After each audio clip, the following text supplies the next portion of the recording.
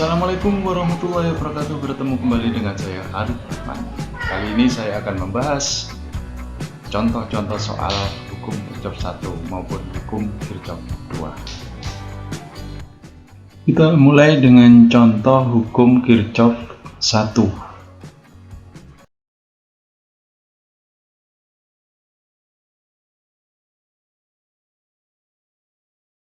Di sini terdapat 4 buah kabel atau kawat yang disolder menjadi satu pada titik P ini.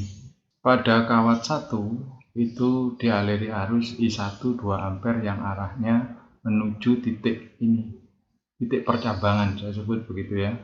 Kemudian I2 itu arah arusnya menjauhi titik percabangan, besarnya 4 ampere. I3 5 ampere mendekati atau menuju ke titik percabangan P, sedangkan I4 ini tidak diketahui. I4 tidak diketahui. Berapakah besar kuat arus I4 dan kemana arahnya? Nah, ini sesuai dengan hukum Kirchhoff yang pertama kemarin, bahwa I masuk, jumlah I masuk sama dengan jumlah I keluar. Artinya bahwa jumlah arus yang masuk sama dengan jumlah arus yang keluar dari titik percabangan. Karena itu kita tentukan dulu titik kawat pada kawat yang keempat ini I4 arahnya kemana.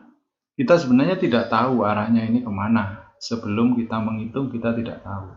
Kita anggap begitu. Boleh kita beri tanda yang arahnya keluar dari percabangan atau menjauhi percabangan. Bisa juga diberi tanda arahnya menuju titik percabangan.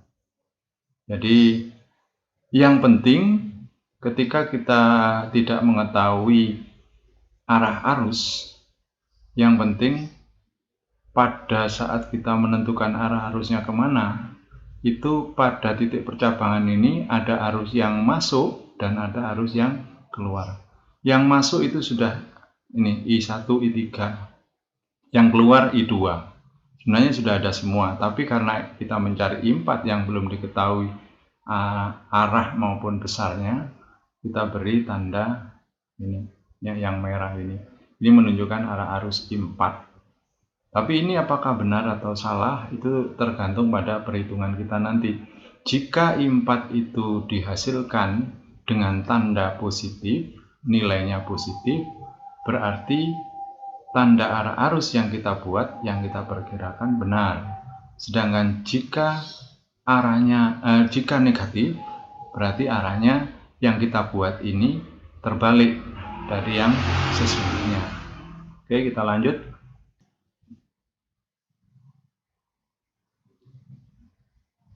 Jadi ini ada 4 buah ini.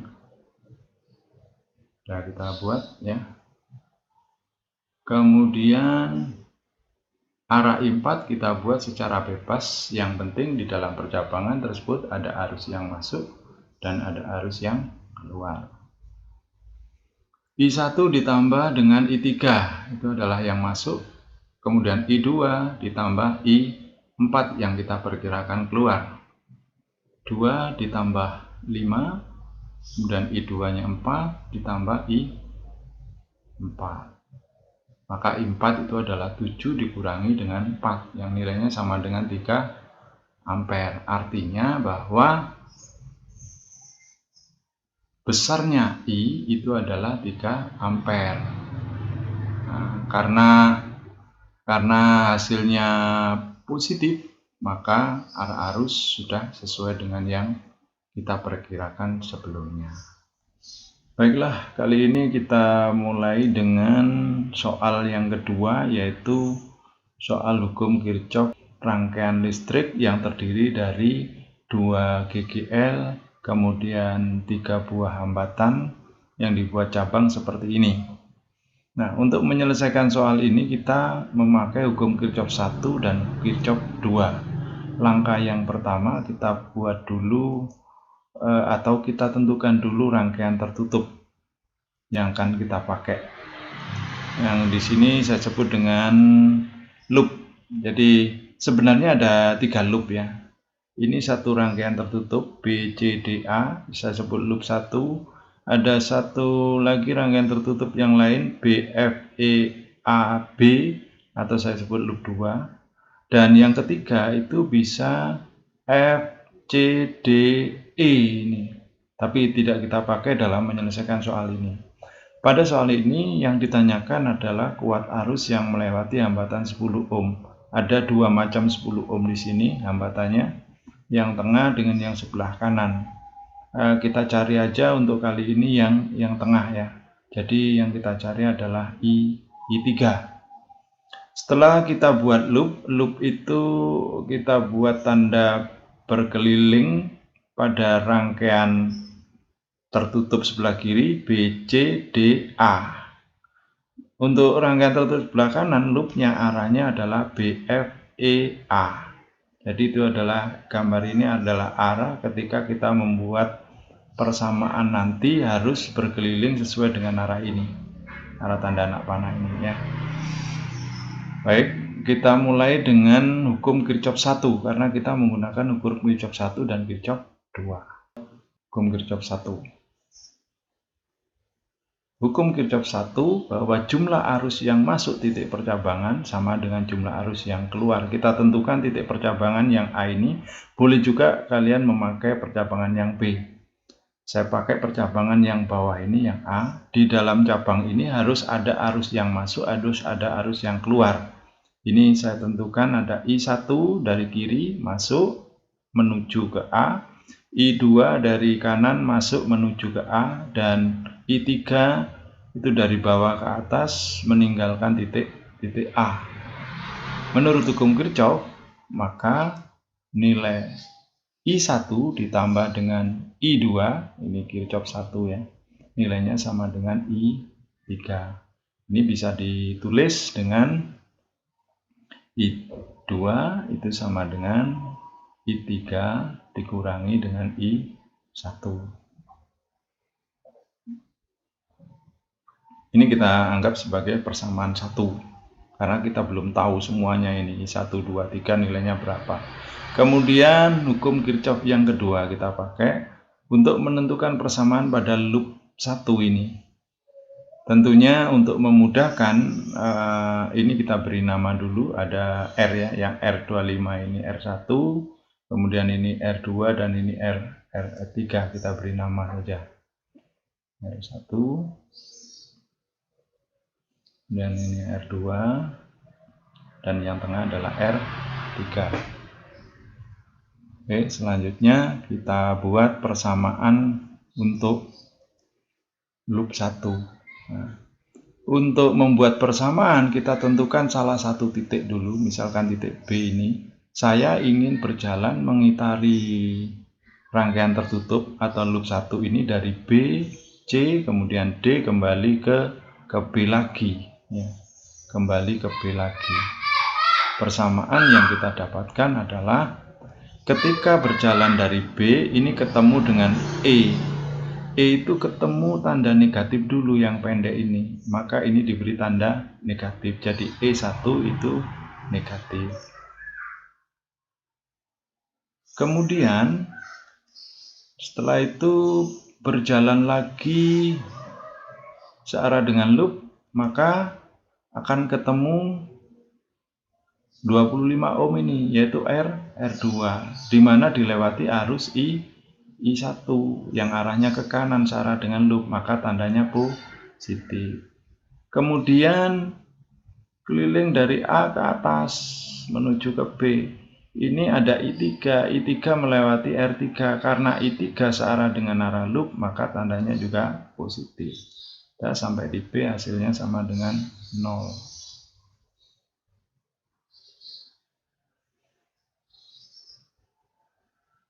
Ini kita anggap sebagai persamaan yang kedua. Kemudian kita tengok sekarang untuk loop 2. Nah, loop 2 ini saya berjalan dari B searah dengan loop, berarti searah jarum jam berputar begini. Ketemu dulu dengan E2, ketemu tanda negatif. Jadi ketemu awal itu tanda negatif baru positif, maka E juga diberi tanda positif. Kalau loopnya sini ke kiri ketemu positif, tapi karena ini dari B menuju F ketemu negatif dulu, maka E-nya adalah E2 itu adalah negatif. E2 ditambah, kemudian dari E2 ini menuju ke R ini, R2 dilewati oleh I2, jadi I2 itu tugasnya dari atas ini I2. Karena melewati 10 ohm harus dikalikan 10 ohm I2. 10 ohm yang di sini R2, berarti I2 kali R2. Tandanya positif karena searah dengan loop.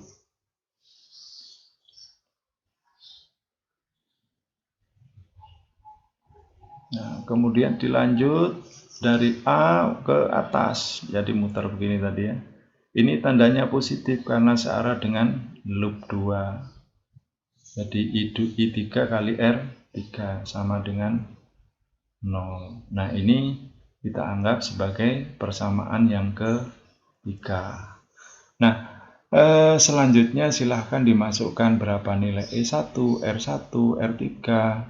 Demikian juga untuk yang di loop 2, E2, R2, R3 masukkan dan substitusi eliminasi, maka nanti akan dihasilkan I3. Bisa juga kalau kita ingin mencari I1 dan juga mencari I2, silakan dibuktikan sendiri. Ternyata I3 hasilnya adalah 0,4 ampere. Nah, bagaimana cara pendek atau cara singkat, cara cepat supaya kita tidak terlalu panjang? Ini kalau kita selesaikan tadi jadi panjang ya. Baik, simak tayangan berikut ini. Perhatikan dengan baik. Kita ingin mencari I yang di tengah, yaitu I3. Maka langkahnya sebagai berikut. I3, tulis dulu I3 sama dengan E1 ini kalikan silang dengan R2. Nah, kali silang ya ini ya. E ditambah dengan E2 kali silang dengan yang 25 di sini. Oke, kemudian dibagi. Selanjutnya di sini ada 3 buah hambatan ini. Nanti kita kalikan masing-masing. 25 kali 10 ditambah dengan 25 kali 10 ditambah dengan 10 kali 10. Nah, ini ada 3 buah hambatan. 25 kali 10 yang atas ini, 25 kali 10 yang bawah, yang kanan, ditambah dengan yang belum, yaitu 10 kali 10. Akan dihasilkan 90 tambah 150, 240, yang ini 600. Hasilnya adalah 0,4 ampere. Nah, ini tidak berbeda dengan tadi ya. Oke anak-anak, terima kasih atas perhatiannya, semoga bermanfaat. Assalamualaikum warahmatullahi wabarakatuh.